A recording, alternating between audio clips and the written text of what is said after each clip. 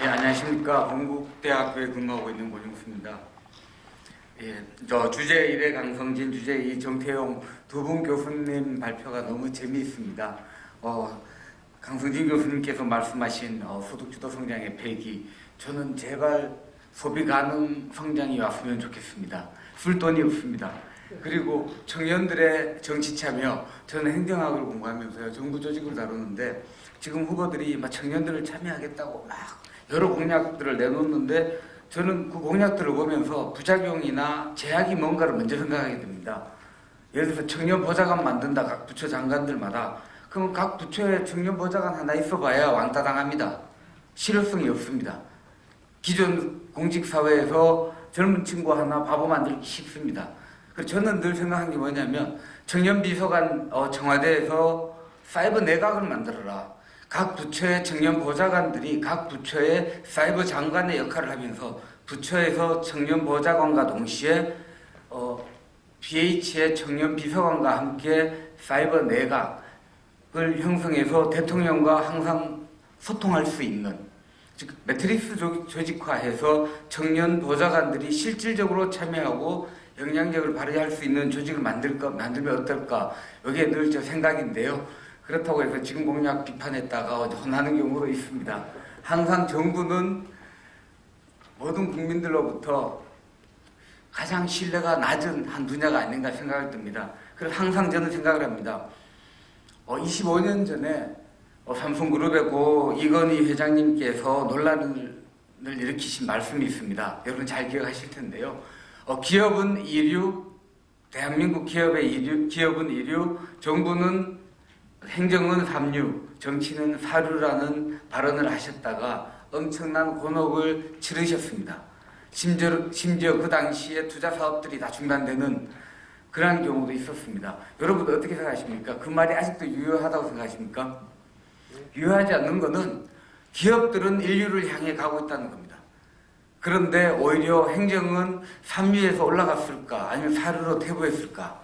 행정은. 정치는 사류에서 삼류로 갔을까? 아니면 오류로 갔을까? 항상 저는 고민을 하게 됩니다.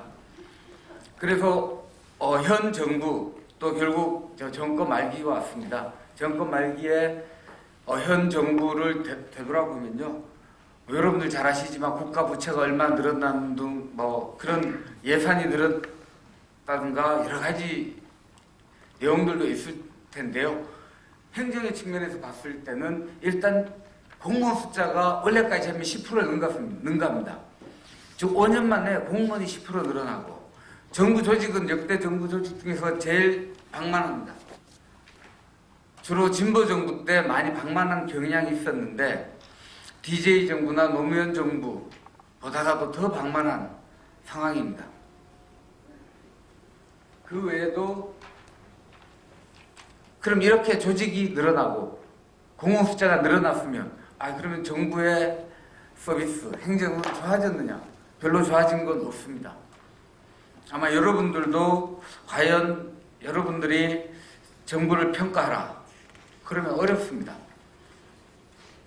미국에서 정부에 대한 신뢰를 제너럴 서베이를 통해서 계속 조사를 해보면요, 1930년부터 현재까지 지속적으로 하강 사선을 타고 있습니다. 신뢰는 계속 떨어지는 추세에 있습니다. 미국도요. 이유가 뭐냐면 아무리 기술 발전을 하고 새로운 행정 서비스를 제공하더라도 국민의 기대 수준이나 수요가 더 가파른 사선으로 올라갑니다. 그러면 결국은 그 차이는 더 벌어지게 됩니다. 근데 우리나라는 그 걱정은 아예 하지 않습니다. 그냥 현상 유지라도 했으면 좋겠는데 그러지 못한 경우가 일반적입니다. 제가 국민 공감 정부라고 하는 이유는 뭐냐면요, 가장 국민들이 공감하지 못한다고 생각하기 때문에 제가 이런 주제를 잡았습니다. 즉 그러지 못하기 때문에 제발 바뀌었으면 좋겠다라는 생각으로 바꾸는데요. 국민 공감 정부가 무엇이냐? 국민이 이해할 수 있는 정부, 국민이 참 편리하게 생각하는 정부, 국민이 참 안심하는 정부, 국민이 참 행복하다고 느낄 수 있게 만드는 정부가 국민 공감 정부가 아닌가 생각을 합니다. 그러기 위해서는 여러 가지 정부의 역할들이 있는데요. 이것은 뭐 행정학을 공부하시는 분들은 다 쉽게 이해하는 내용들입니다. 결국 국민들이 필요한 기대, 수요에 대한 대응성이 중요할 거고요.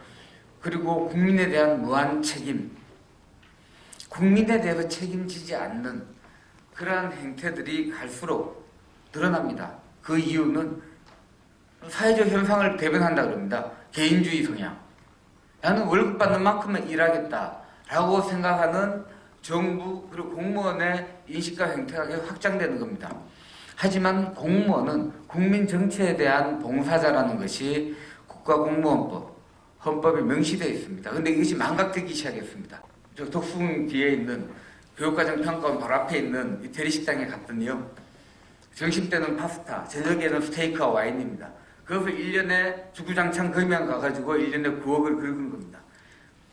전형적인 후진국형 예산 집행 방식이고 관행입니다. 우리가 이런 것만 줄여도요, 국민 부담 엄청나게 줄일 수 있습니다. 실제로 20조 원은 1년에 줄일 수가 있습니다. 거기서 불필요한 정책, 비핵심적 정책 줄이면 우리나라 국가 예산의 10%까지도 줄이는 것이 가능하다고 저는 판단을 하고 있습니다.